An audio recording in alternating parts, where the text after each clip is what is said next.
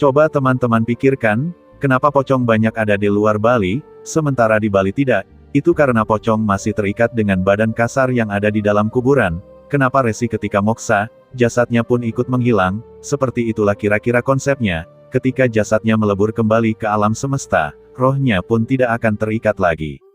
Dari segi kesehatan, dengan dibakar, mayat tidak akan menjadi sumber penyebaran penyakit. Dengan dibakar, orang Bali tidak akan pernah bingung akan kehabisan lahan kuburan, itu sisi positifnya. Yang kedua, masalah upacara, seperti bayi yang dibelikan baju baru. Bayi tidak pernah meminta baju baru, tapi karena cinta dan sayangnya lah seorang ibu membelikan baju.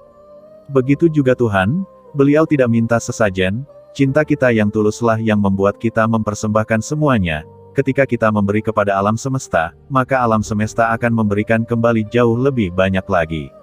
Upacara itu sangat fleksibel, kalau tidak bisa mempersembahkan upacara yang utama, yang madya juga boleh, yang nista juga boleh, bunga dan air saja boleh. Bahkan dengan mempersembahkan doa atau japa mantra pun sudah cukup, begitu fleksibelnya upacara di Bali.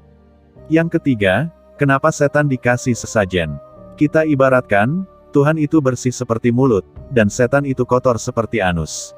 Sangat ironi ketika ada orang menerima Tuhan dan menolak setan, tapi di sisi lain masih menerima anus yang ada di tubuhnya. Orang Bali itu tahu, bahkan sesuatu yang kotor seperti anus pun ada fungsi dan tujuannya diciptakan oleh Tuhan. Ketika orang Bali mendoakan agar anusnya tetap sehat dan berfungsi baik, apakah itu artinya orang Bali memuja anus? Tentu saja tidak. Saya bangga karena hanya di Bali dan Tibet saja, Tuhan dan setan dihormati. Leluhur Nusantara dan Bali itu sangat hebat, karena bisa mewariskan penghormatan kepada sesuatu yang bersih dan kotor, baik dan buruk, hitam dan putih, mulut dan anus. Yang terakhir itu reinkarnasi, agar lebih percaya.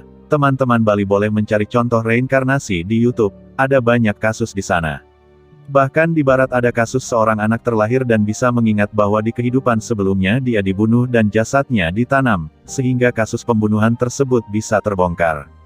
Dari banyak kasus itu, kesimpulannya cuma satu, reinkarnasi itu ada. Jika saya sudah terlahir sebanyak 1 juta kali, maka saya sudah mempunyai 1 juta ibu, 1 juta bapak dan 1 juta saudara. Artinya orang-orang di sekitar saya saat ini, harus saya hormati dan saya jaga, karena mereka adalah 3 juta ibu, ayah dan saudara saya semuanya. Semoga semua makhluk, baik itu di alam bawah, alam tengah, maupun di alam atas, selalu berbahagia dan bebas dari penderitaan.